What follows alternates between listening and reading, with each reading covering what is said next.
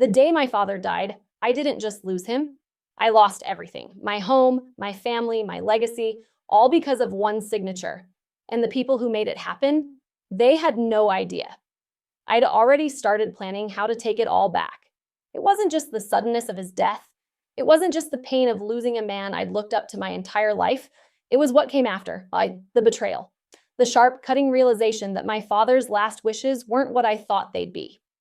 He was my rock, my mentor, the one who always told me I would carry on his name, his business, his everything.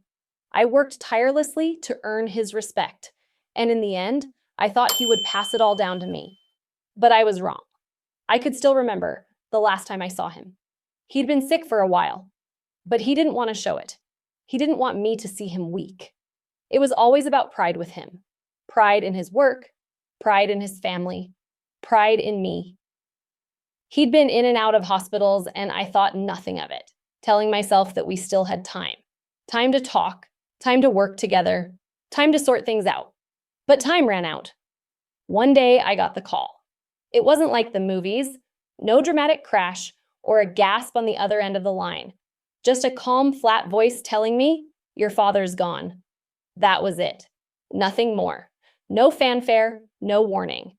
I remember standing there in the kitchen, holding the phone to my ear, frozen. For what felt like hours, I couldn't move. All I could hear was the blood rushing in my ears. Everything else, the house, the world outside, just faded into a blur. It felt like a bad dream, but it wasn't. It was real. And the second I hung up, I knew that my life would never be the same again. His funeral was a blur too. People came to pay their respects, but no one really knew what to say. His business partners, his old friends, everyone showed up. I stood there, shaking hands, nodding my head, pretending to be strong. But inside, I was falling apart. I had spent my entire life thinking that when he passed, I'd step into his shoes, that I'd take over, carry on the family legacy, and continue the work we'd started together. But none of that was going to happen. Not now. The funeral was just the beginning. The real blow came a week later when the will was read. It felt like everything in my life came to a crashing halt in that moment. I was sitting in the lawyer's office along with the rest of the family, Rachel, my stepmother, and my half-sibling, who was practically a stranger to me. They were there, watching with their faces full of polite smiles, while I was numb, barely able to process the fact that my father was gone. The lawyer read through the usual formalities. A few personal items were left to distant relatives, some charitable donations. Then it came time for the big part, the family estate. I was waiting, almost holding my breath, thinking this was it. This was where my father would have finally acknowledged all the years I'd spent at his side, where everything I had worked for would be passed down to me. But then the lawyer said the words that would change everything. All of the estate, the house, the company, the investments, everything will go to Rachel. I froze. My heart didn't just stop. It shattered into 1,000 pieces. I stared at him, wondering if I had misheard. Maybe he was reading someone else's will. Maybe this wasn't real. But it was. I looked around the room, and Rachel's face was the same as always, a mask of sweet professionalism. She was there, nodding along as if she had done nothing wrong, as if she wasn't taking everything that belonged to me, everything that my father promised to me, without so much as a second thought. I didn't know what to feel. Anger? Betrayal? I wasn't sure. All I knew was that I felt completely empty. And then the realization hit me. My father's promise wasn't worth a thing. All those years of hard work, all the sleepless nights, all the sacrifices I made for the company and the family, it didn't matter. I wasn't the one he trusted to carry it all on. It was Rachel. I could see her there, sitting across from me, pretending to be upset. But behind her eyes, I knew she was relishing the moment. She had manipulated him. She had worked her way into his life, into our family, and when he was at his weakest, she took everything from me, without a single ounce of remorse. I should have said something. I should have yelled at her, confronted her in that moment, but I didn't. I sat there, paralyzed by disbelief. For days, I couldn't even bring myself to call anyone about it. It was like the ground had been pulled out from under me, and I couldn't get my footing back. I was lost. I spent the next few days just drifting through my life. My friends tried to console me, but they didn't really understand. How could they? I felt like my entire identity had been erased. I didn't know who I was without the company, without my father's legacy. I had worked my entire life for that moment, and now it was gone. I tried to pick myself up. I tried to keep going like nothing had happened. But every time I walked into the office, I was reminded of what had been taken from me. Every time I saw Rachel smiling as if she'd just won the lottery, I wanted to scream. But I didn't. I just kept quiet, bottling it all up until I could no longer ignore it. But what could I do? How could I fight this? Rachel had already won. My father's will, the property, the business, it was all hers. I was nothing. I had no claim, no legal standing. It wasn't like I could just take the will to court. It was airtight. And besides, who would listen to the angry son who had been cut out? Everyone already loved Rachel. She had charmed them all. But the worst part was that she didn't even seem to care. She didn't even see what she had done to me. It was like I never mattered, like I had been erased from the story altogether. And that's when something inside me started to change. I started thinking about everything I'd lost: the company, the house, the future I had envisioned for myself. And I started realizing something. I wasn't going to let Rachel get away with this. I wasn't going to just sit back and let her destroy everything I'd worked for. I would get it back.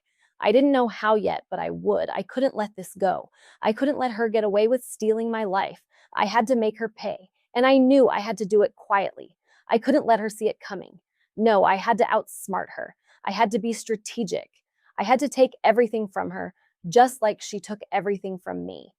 But first, I needed time to think, time to figure out what I needed to do next. If you've ever been betrayed by someone you trusted, hit that subscribe button. This story might just be the closure you need. It was a typical day in the office, or at least that's how I thought it would be. The morning routine was the same: grabbing my coffee from the break room, exchanging a few words with coworkers, settling into my desk. But something about that morning felt different. Something was off.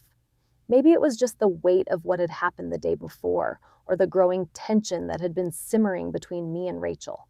Whatever it was, I couldn't shake the feeling that something was going to change. Rachel had only been with the company for about a year at that point, but in that short time, she had managed to make a name for herself. Not necessarily for her work ethic or exceptional skills, but for her ability to charm the right people, to make connections where they mattered most. She had a way of making everyone around her feel important, like they were the only person in the room. People, especially the higher-ups, were drawn to her. At first, I admired her for that. She seemed to be a go-getter, someone who understood how to play the corporate game. But slowly, that admiration began to fade. I should have known something was wrong when Rachel started working closely with my direct supervisor. At first, it seemed like a natural development. She was eager, always asking questions, trying to learn more. But soon, it became clear that she wasn't just trying to learn from me or others. She was maneuvering herself into a position where she could take what was rightfully mine. She was positioning herself as indispensable, while I kept my head down, focused on doing the work, thinking that my results alone would speak for themselves. It didn't take long before I noticed the subtle shifts in how people started interacting with me. I wasn't invited to certain meetings anymore. My suggestions were brushed aside in favor of Rachel's ideas. She began to dominate every conversation. Her voice was the one everyone listened to, while mine seemed to fade into the background. I told myself it was just a phase, that she was new, eager, and maybe I wasn't as visible as I used to be. But in the back of my mind, I knew it was something more than that. Rachel, with her polished demeanor and flawless charm, was slowly encroaching on my space, my territory, my career. And I had no idea how to stop it. At first, I tried confronting my manager about the changes I was noticing, but he brushed it off, saying that Rachel was just taking initiative and that I should be more flexible. But the more I thought about it, the more I realized that this wasn't about flexibility. This was about power, and Rachel was hungry for it. As the weeks passed, I began to notice something that would change everything. Rachel wasn't just trying to outshine me in meetings. She was using everything she could to her advantage. I'd see her have one-on-one conversations with the higher-ups, positioning herself as the ideal candidate for promotions. She was learning everything about the company, the systems, the workflows, the people who mattered. And in doing so, she was slowly isolating me. I didn't even see it happening. I was too focused on my work, too focused on believing that if I just kept proving myself, I would eventually be rewarded. But Rachel's plan was never about proving herself. It was about eliminating the competition. Then came the day when everything changed. I had been waiting for a few months for a major promotion. It had been promised to me for years. I'd put in the work, made sacrifices, and built the relationships with key people who were supposed to advocate for me. Everyone knew I was next in line. I had been told that the higher-ups were looking at me as the logical choice. It felt like everything I had worked for was finally within reach. But when I walked into the office that morning, the usual buzz of excitement around the announcement wasn't there. The emails didn't come through. The conversations in the halls didn't match the anticipation I had been expecting. I chalked it up to nerves, thinking it was just another delayed decision. But as the day went on, I started getting more and more uncomfortable. Finally, the email came. It was a formal announcement of the promotion decision. But it wasn't me, it was Rachel. I stood there, staring at the screen, reading the words over and over, wondering if I had misread them. Congratulations to Rachel for her new role as senior director. My heart stopped. The words seemed to blur as the reality of it hit me. How could this happen? How could she, someone who had only been with the company for a fraction of the time I had, take what was rightfully mine? I felt my stomach twist. The familiar rage and confusion began to boil up. How had she done it? How had she maneuvered her way into that position? I walked around the office, trying to keep my composure, but everywhere I looked, people were congratulating her. They were applauding her success, shaking her hand, offering her their best wishes. And I was just a shadow in my own space, watching my future slip away. I don't know how long I stood there, paralyzed by the betrayal. I remember hearing a distant voice calling my name, Rachel's voice, cutting through the fog in my head. She was smiling, standing there with that same fake, sympathetic look on her face. She had the audacity to tell me how she knew how hard I had worked for this, how she respected me, and how much she admired my dedication. But none of it mattered. None of it could change the fact that she had taken everything from me. My job, my career, my future, all stolen. And what did she have in return? The promotion, the power, the respect of everyone around her. I knew then that Rachel wasn't just after my job. She was after everything. She wanted to make sure I had nothing left, to ensure she stood in the spotlight while I faded into obscurity. But what she didn't know, what none of them knew, was that this wasn't the end of the story. This wasn't the moment where I gave up. This was the moment I started planning. I wasn't going to let her take everything I had worked for without consequences. I was going to take it all back, quietly, strategically. And when the time was right, I would make her regret every step she had taken. For now, though, I had to play the part. I had to swallow my anger, pretend that I was happy for her, and wait for the right time to strike. I couldn't confront her directly. I had to wait. But the wheels were already in motion. And Rachel had no idea that the very thing she had taken from me, the company, my father's legacy, my future, was about to come crashing down on her. I don't think anyone truly understands the weight of betrayal until they've experienced it firsthand. You think you know what it feels like. You hear stories, you read about it in books, watch it in movies, but nothing prepares you for the real thing. The moment when you realize someone you trusted, someone you thought had your back, has stabbed you in the heart. The email arrived early that morning, as it always did. I remember the subject line, something about personnel changes, but I didn't think much of it. After all, I had been told that the decision had been made. I had been expecting the announcement for weeks, maybe even months. It was supposed to be my promotion, the next step in my career. I had worked tirelessly for it, sacrificed so much for it, and I was finally on the verge of getting what was owed to me, or so I thought. But when I opened that email, everything stopped. The words on the screen blurred for a moment. My mind couldn't quite process what I was seeing. The message congratulated Rachel for being appointed the new senior director. My promotion? Gone. It wasn't even mentioned. In fact, it wasn't even a part of the equation anymore.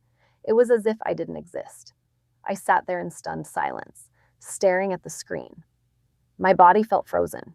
I could hear the hum of the office around me, people typing away, the normal hustle and bustle of the workplace, but it all felt so far away, like I was drowning in a sea of disbelief. Rachel had done it. She had taken it from me. Somehow, in a way that I still didn't fully understand. She had managed to manipulate her way into the position I had worked so hard for. She had outmaneuvered me, taken everything I had earned, and now she was sitting in the chair that should have been mine, the chair I had worked toward for years. I didn't know whether to scream or cry. I wanted to scream, but I couldn't. It was like a knot had formed in my chest, locking away all my emotions. I wanted to cry, but I couldn't bring myself to. Instead, I sat there paralyzed. My hand hovered over the keyboard, unsure of what to do next. In that moment, I felt like a ghost in my own life, as if I were watching someone else's story unfold in front of me. And the worst part, I had no idea how she had done it, how she had taken what was mine, how she had manipulated everyone around her, how she had twisted the system to her advantage. I was left in the dark, completely blindsided, with nothing but confusion and a growing sense of anger gnawing at me. I couldn't just sit there. I couldn't let this happen without at least trying to fight back. But what could I do? I thought about confronting her, storming into her office and demanding answers, but I knew that would only give her the satisfaction of seeing me lose control. And I wasn't going to give her that. No, I needed to be smart. I needed to be calm, to think this through. I grabbed my coat and walked out of the office. I needed air. I needed to clear my head. As I stepped out into the street, I felt the weight of the world pressing down on me. The city felt different now. It felt colder, more distant. The sun was shining, but all I could see were the shadows. I walked aimlessly, not really caring where I was going, just trying to drown out the noise in my head. But no matter how far I walked, the truth stayed with me. Rachel had stolen everything from me. She had taken my future, and I had no idea how to get it back. I remember passing by a cafe, and I went inside just to sit down and try to breathe. I was so angry. I was so hurt. But mostly, I was ashamed. I had trusted Rachel. I had believed she was on my side, that we were colleagues, even friends. And yet, she had used that trust to destroy me. I sat there for what felt like hours, lost in my own thoughts. I thought about how we had worked together, how we had shared ideas, how we had even celebrated small wins. I thought about all the moments we'd spent talking about our goals, our futures, and I realized she had been using me all along. Every conversation, every meeting, every moment of camaraderie. It had all been a lie. She wasn't my friend. She wasn't my ally. She was a predator, and I had been her prey. I started to feel something else, something darker, humiliation. Not just because she had taken my job, but because she had done it so easily. I had been so blind, so caught up in my own ambition that I had missed the signs. I had ignored the subtle ways she had outmaneuvered me. I had given her the tools she needed to take everything from me, and I had done it without even realizing it. But the anger started to outweigh the humiliation. I started to feel something new, a burning desire for justice, for revenge. I couldn't let this stand. I couldn't let her get away with this, not without making her pay. I had worked too hard. I had sacrificed too much. I wasn't going to just sit back and let her destroy everything I had worked for. But how could I fight back? I had no power. I had no leverage. What was I supposed to do? I couldn't just confront her. It would be too easy for her to dismiss me, to make me look like the angry, jealous colleague who didn't get what they wanted. I had to be smarter than that. So I did what I always did when I faced a problem I didn't know how to solve. I started observing. I started watching Rachel closely, looking for cracks in her perfect facade. And that's when I realized something. She wasn't as untouchable as she seemed. She had weaknesses. She had vulnerabilities. She had secrets. I didn't know what those secrets were yet, but I would find out. I had to. I needed something that could level the playing field, something that could bring her down from her pedestal. It wasn't going to be easy. It wasn't going to happen overnight, but I was patient. I knew that eventually she would slip up. And when she did, I would be ready. That's when I decided to leave. Not just the apartment or the house. No, I needed more than that. I needed distance. I needed time to think, to figure out what to do next. So, I packed up my things and moved to a small town far from everything. I didn't tell anyone where I was going. I didn't want any distractions. I needed to be alone. I spent the first few months just existing. I'd wake up, go for long walks, eat at local diners, and read books. The simplicity of it felt strange at first. I had been so used to the chaos of my old life meetings, deadlines, expectations. But this was quiet. It was still. I had space to think. And as the weeks went by, the anger that had consumed me started to subside, replaced by something else. Something that had been buried deep down, something that was slowly taking shape in my mind. I couldn't just walk away from this. I couldn't let Rachel win. What had happened wasn't just a job loss. It was a complete annihilation of everything I had worked for. And I had to take it back. I had to take control of my life again, in a way that would not just bring me closure, but would make Rachel understand the price she had to pay for what she did. I started making calls, doing research. I reached out to old colleagues, people who had worked with me and knew me. Slowly, I began to gather information, not just about Rachel, but about everything she was involved in. Her role at the company, the alliances she'd made, the people who had helped her climb to the top. There was one thing I was certain of. Rachel had become too comfortable. She had assumed she was untouchable. But the truth was, she wasn't. She had left herself exposed. The more I looked into it, the more I realized that Rachel had been playing a dangerous game. She had manipulated her way into the top spot, yes, but she hadn't done it without creating enemies along the way. There were people at the company who had been unhappy with the way she operated, people who were willing to talk, people who could be valuable allies. That was when I started to make my move. Quietly, slowly. I wasn't going to charge in with all guns blazing. I wasn't going to confront her directly. I was smarter than that. I knew that the key to taking her down was patience. I had to wait for the right moment, the perfect opening. I had to make sure that when the time came, Rachel wouldn't even see it coming. I began to infiltrate her world. Slowly, I started working my way back into the business world, using a new identity. I reached out to former colleagues, built connections with new people, and slowly began to rebuild the network that Rachel had tried to cut me out of. I learned everything I could about the company, the board members, the legal structures, anything that could give me leverage. It wasn't easy.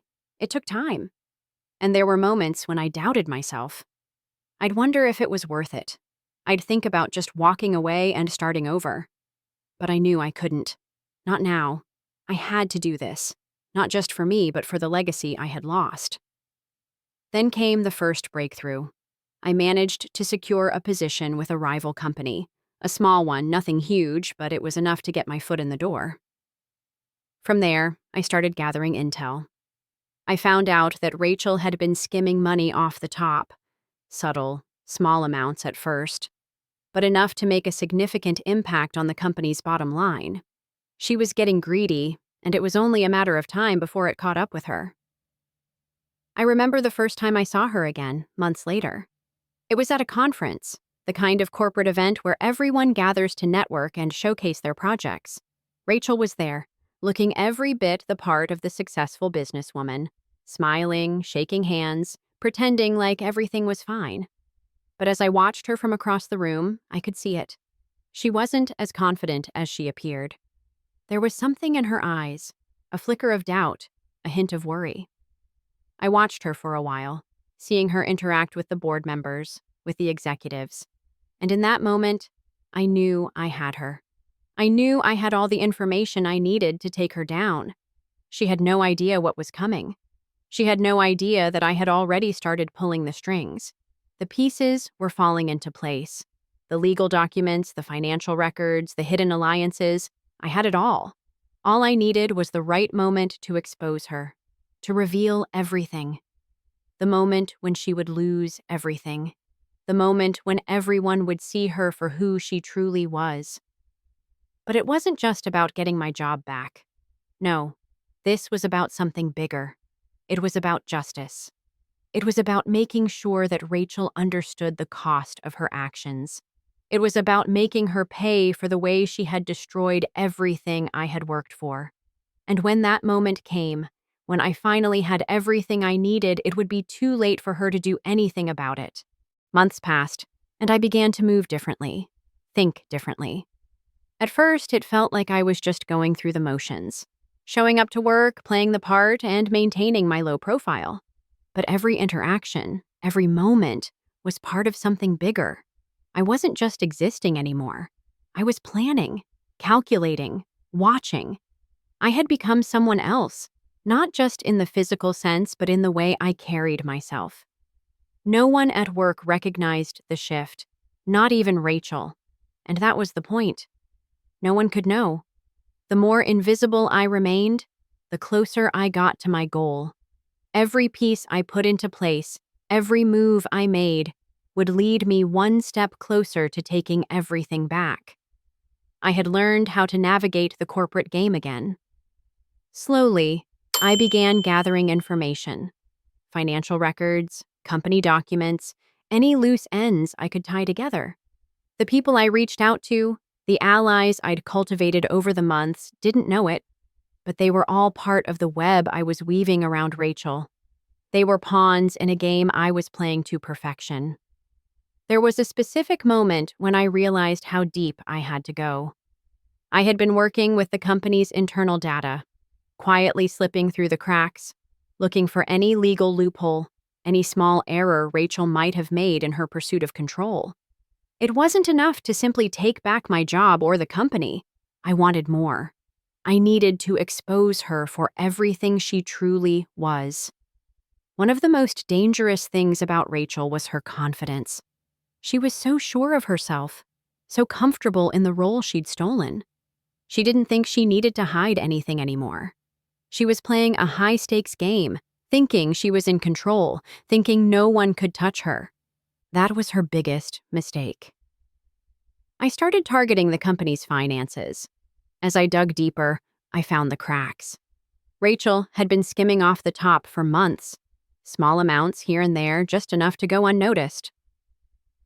But when I pieced it all together, the numbers didn't lie. She had been siphoning funds from the company's biggest accounts, using her position to funnel money into her own pockets. That's when I knew what I had to do. I couldn't just confront her. I couldn't just expose her at the office and hope that the higher-ups would act. No, I had to play it smarter. I had to take her down, piece by piece, until she had nothing left. I would use her own actions against her. Every shady deal, every mistake she made would be my ammunition. I started taking steps to secure what I needed. I reached out to a few key people in the legal department, people I knew could be trusted to handle sensitive information. It was a slow process, but with each meeting, each document I acquired, I felt more in control. Rachel had no idea what was coming. She thought she was untouchable, but she wasn't. She was so focused on staying at the top that she couldn't see the ground beneath her slipping away. There was a moment, about 6 months after the promotion, when I realized just how far Rachel had gone. She had cemented her position with the board of directors, gaining favor by using her charm, her influence, and her manipulation. But she had also made enemies. The board members who once admired her had begun to see through her facade. I'd spent weeks watching, listening, gathering intelligence on their shifting opinions. But even with all that information, I knew I had to be careful. I had to move without being seen, without leaving any trace that could lead back to me. One wrong move, one slip-up, and it would all be over. That's why I took my time, let things unfold naturally. I couldn't rush this. The more Rachel felt secure, the more mistakes she'd make. I just had to wait for her to fall into the trap, and she did. It wasn't long before the first signs of her unraveling began to show. Rachel had started making risky business decisions, pushing for acquisitions that didn't make sense, acting in a way that was becoming more and more reckless. I watched as she alienated some of her closest allies in the company, and I knew it was only a matter of time before everything came crashing down. I wasn't the only one who had been watching her. There were others, board members, executives, even employees, who were starting to question her judgment. She had become too bold, too confident. She thought her position was unshakable, but she couldn't see that her foundation was crumbling. Every bad decision, Every shady deal only added to the pressure. I could almost feel the tension building, knowing that I was the one pulling the strings behind the scenes. Then came the key moment, the piece of information I had been waiting for. A key contract, one that Rachel had signed without proper review. I knew this was my chance.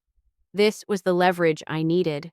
I had the documents, the proof of her incompetence, and I had gathered enough allies who could expose her actions in front of the board. I didn't act immediately. I knew the time wasn't right. I had to wait for the perfect moment, the perfect setting, when Rachel would have nowhere to hide, when everything she had built would come crashing down, and she would realize, too late, that the game was over. I started putting together the final pieces of the puzzle: legal files, financial discrepancies, emails linking her to shady deals.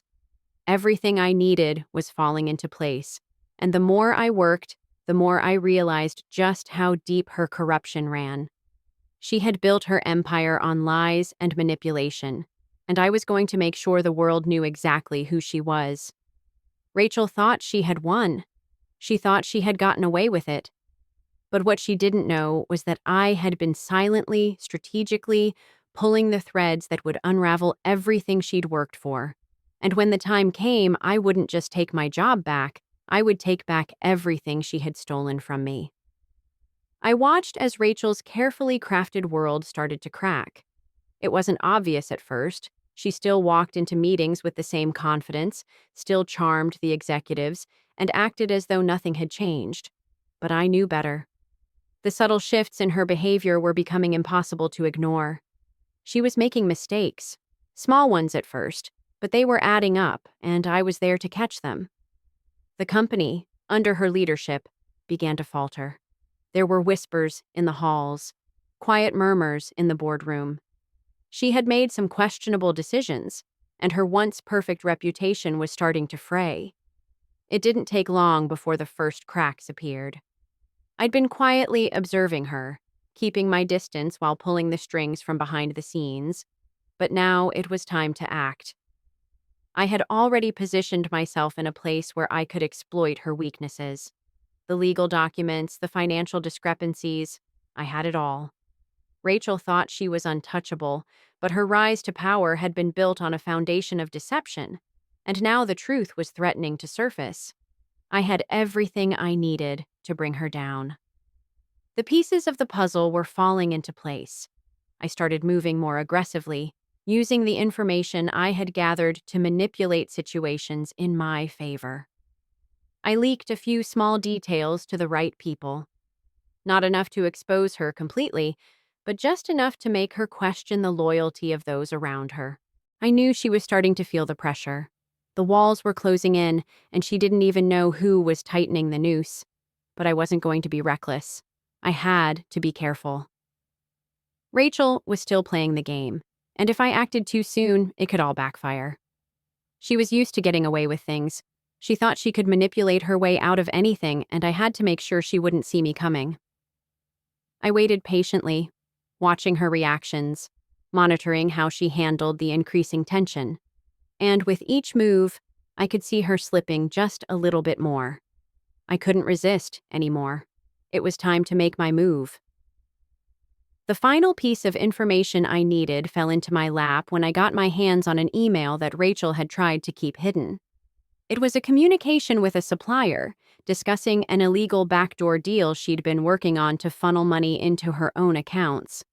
The deal was messy, and it could ruin her completely if it came to light. I knew this was the moment. I couldn't wait any longer. The plan I'd carefully crafted had come to fruition. Now it was time to expose her. I called in a few trusted allies, people from her past, colleagues who had seen her true nature but had never spoken up. I shared the evidence I had gathered, and we worked together to craft the perfect message. It would be a subtle exposure at first. No loud confrontation, no public humiliation. I needed her to feel the weight of her actions without realizing who was behind it. Then, it was time. I arranged a private meeting with a few key figures in the company. Rachel wasn't expecting this. She had been blindsided by the growing unrest, but she still held on to her confidence. I watched her enter the room, smiling, unaware that this was the beginning of the end for her. She had no idea that every move she had made, every lie she had told, was about to be exposed. I had prepared everything. I sent the emails to the right people at the right time, making sure they saw the evidence before the meeting. By the time Rachel walked into that room, it was already too late. The documents I had leaked began circulating, and the board members were already questioning her actions. I could see the shift in her face when she realized what was happening. The moment her confident smile faltered, the moment she understood that she wasn't in control anymore, that's when I knew I had won. Her world was starting to unravel, and she was powerless to stop it. She tried to talk her way out of it. She tried to deny everything, to manipulate the situation, but the more she spoke, the worse it became for her. The board was already making moves. The news spread like wildfire. Rachel's shady deals, her manipulation of funds, her betrayal of everyone who had trusted her. And it all came crashing down. In a matter of hours, she had gone from being the golden child of the company to being the one everyone was talking about as the reason for its downfall. It wasn't just about the job anymore. It wasn't just about getting back what had been taken from me. It was about justice. It was about making sure Rachel understood that she couldn't just take what didn't belong to her without paying the price. It was about watching her crumble under the weight of her own arrogance and deceit. And as I watched Rachel lose everything, her position, her credibility, her allies, I felt a strange emptiness wash over me. It wasn't the victory I had imagined. It wasn't the satisfaction I had thought I would feel. Instead, I felt a sense of finality, a realization that revenge, no matter how carefully planned, would never fill the void left by what I had lost. I didn't feel proud. I didn't feel victorious. I just felt nothing. But Rachel, on the other hand, was different. She was a shell of the woman she had once been. The smug, self-assured person I had known was gone. She was left scrambling, desperately trying to salvage whatever shred of dignity she had left. But it was too late. The damage had been done. I knew I had made the right decision. I knew that I had taken back what was rightfully mine. But in the end, I realized that revenge didn't bring the peace I had hoped for. It didn't bring the closure I had imagined. It just left me with the cold reality that life had moved on, and Rachel, like me, would have to live with the consequences of her actions. And as I walked away from the chaos, I couldn't help but wonder, was it all worth it? The moment I saw Rachel's face change, I knew she understood. It wasn't a dramatic shift, but it was enough. The confidence she had carried so easily for months, even years, began to crack. She tried to mask it, of course. Her usual smile, one that had once seemed so genuine, became forced, strained. She glanced around the room at the board members, each one of them either already aware or beginning to understand the depth of her betrayal. She was cornered, and she knew it. At first, she tried to talk her way out of it. She made excuses, tried to deflect the blame, pointing fingers at others. But the more she spoke, the more her desperation became evident. It wasn't just about saving face anymore. It was about survival. And that made her dangerous. I stayed quiet, watching the scene unfold. The board members were already beginning to turn on her, questioning her decisions, her ethics. There was no coming back from this. I could see it in their eyes. Trust had been shattered beyond repair. The whispers had already started. The talk of her manipulation, her shady deals, her incompetence in handling the company's finances, all of it was being laid bare. As the meeting dragged on, I felt a strange calm wash over me. I had achieved what I set out to do. Rachel's career, her reputation, everything she had worked so hard to build, it was all crumbling before her eyes. And for a moment, I thought I should feel something. I thought I should feel victorious, elated even, but I didn't. Instead, all I felt was a quiet emptiness. Revenge had never been the satisfying answer I'd imagined. Watching her lose everything didn't bring me any peace. If anything, it only made me realize how far I had fallen from who I used to be. The final blow came when the board voted to remove her from her position. There were no more words, no more excuses. Her fate was sealed. She was no longer the golden child. She was the one everyone was distancing themselves from, the one they no longer trusted. She was nothing now but a cautionary tale, a story about ambition gone too far, about betrayal and its consequences. Rachel didn't fight it, at least not physically. She left the room silently, her face pale, her eyes wide, like someone who had just realized the enormity of their mistake. And as she walked out of the room, I couldn't help but wonder, had she ever truly believed she could keep this up? Had she really thought that her manipulation, her scheming, could go on forever? It didn't matter.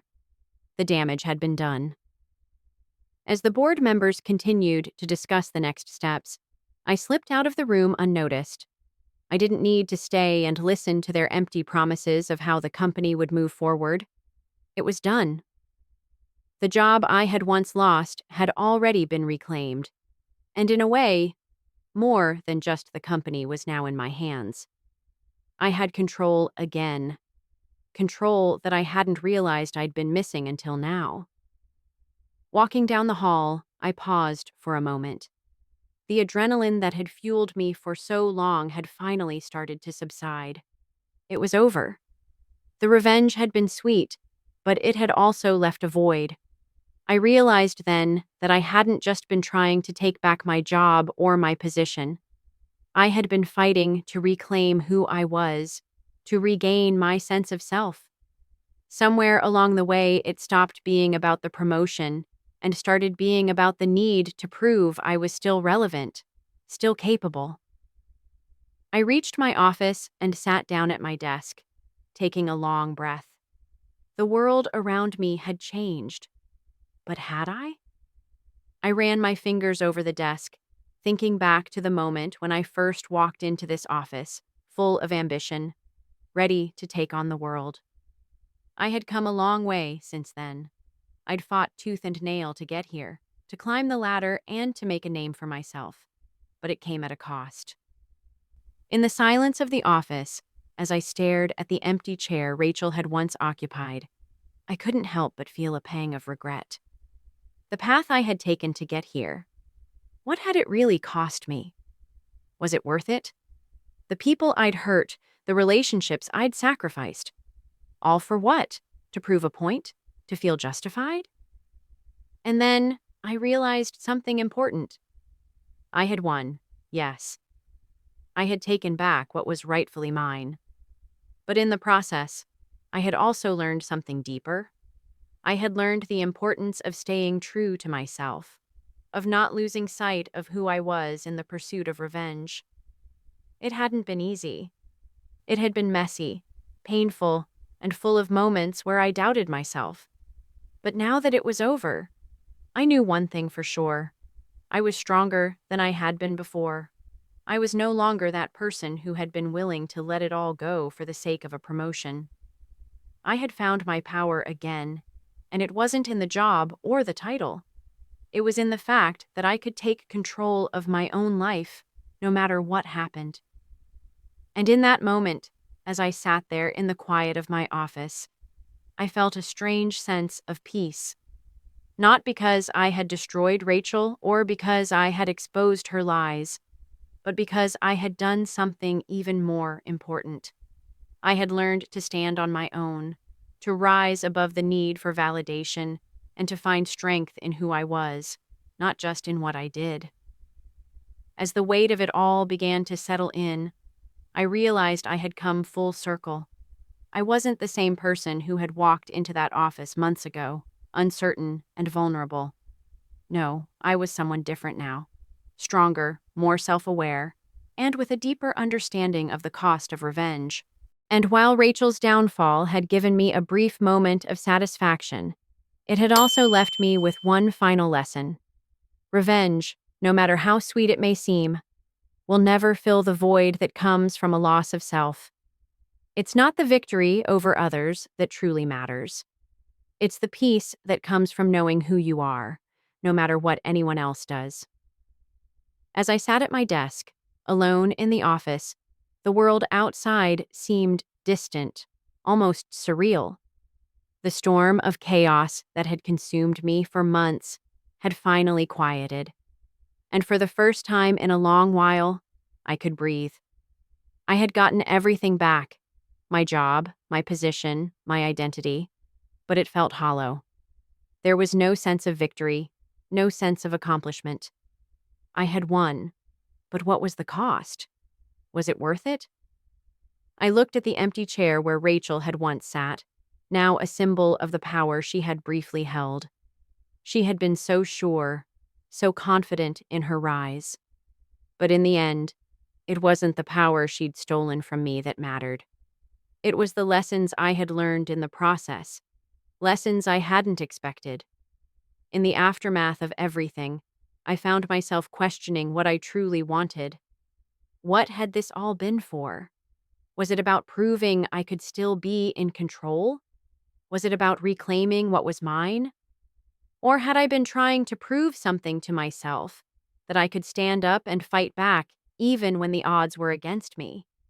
The revenge, the planning, the meticulous execution, all of it had been an attempt to restore what I had lost. But now that I had it, I realized it wasn't enough. It never would be. The piece I had been missing wasn't a position or a title, but something deeper. It was my sense of peace, the ability to live without the constant weight of resentment or anger dragging me down. As much as Rachel deserved the consequences of her actions, I started to see that my obsession with revenge had changed me. The person I had been before the betrayal, the one full of hope, ambition, and trust, was gone. In her place, I had become someone calculating, driven solely by the desire for payback. I had focused so much on taking down Rachel that I hadn't noticed the way it was affecting me, how it was transforming my thoughts, my actions, my every decision. I had been so consumed by the need to right the wrongs she had done that I had lost sight of why I started in the first place: to reclaim my life, my dignity, my purpose. But in chasing that, I had lost the very things I was fighting to protect. My relationships had suffered. I had distanced myself from those who cared about me, focusing only on the singular goal of revenge. As the days passed, the tension began to fade, and with it came clarity. I had taken back what was mine, but now I had to rebuild everything else. The job was just a piece of the puzzle. The real challenge would be figuring out how to heal, how to restore the parts of myself that had been broken during this journey. I had spent so much time thinking that regaining control would give me peace. But I realized now that peace comes from within, not from external victories. It was never about the company or Rachel or the job. It was about me and how I had lost my way in the process. The hardest part wasn't the fight. It was the letting go. Letting go of the anger, the resentment, the desire for retribution. Letting go of the version of myself that had been so consumed by the need for justice that I had neglected the person I was before. Now that it was over, I could finally start to breathe again. I could let go of the toxic emotions that had kept me tethered to the past. I could focus on rebuilding what mattered most: my peace of mind, my relationships, and my future. The work was just a part of it. It was important, yes, but it didn't define me. As I sat there, thinking about the long road ahead, I realized that what mattered wasn't the revenge, the anger, or the feeling of getting back at Rachel. It was the knowledge that I had made it through the storm. I had been tested, pushed to the edge, and yet here I was, still standing, stronger than before, but also wiser. The journey had changed me. I would never be the same person who walked into that office months ago. The betrayal had broken me, but it had also rebuilt me. And in that rebuilding, I had found something more valuable than any promotion or title: myself. I didn't need revenge to define me anymore. What I needed was to move forward, to step into the future with a clearer mind, unburdened by the weight of the past. Rachel's actions no longer held power over me. I had taken control in a way that went beyond just getting my job back. And now, with everything that had happened, I could finally let go. I could look ahead, free from the shadows of the past. The hardest lesson, though, was realizing that while revenge may have temporarily filled the hole left by betrayal, true fulfillment comes from within. It comes from the ability to forgive, to release the anger, and to move on without letting the past dictate the present. As I walked away from my office that day, I felt lighter. It wasn't because I had won or because Rachel had lost. It was because I had learned what truly mattered: peace, self-respect, and the strength to let go. They thought cutting me out of the will would end me, but it was the beginning of the best thing I've ever done. And the best part? They still don't know. I was the one pulling the strings. If that gave you chills, don't forget to hit the like button and subscribe. You won't want to miss the next story of revenge that hits harder than karma ever could. Stay tuned for more, and remember, your power lies in how you rise from betrayal.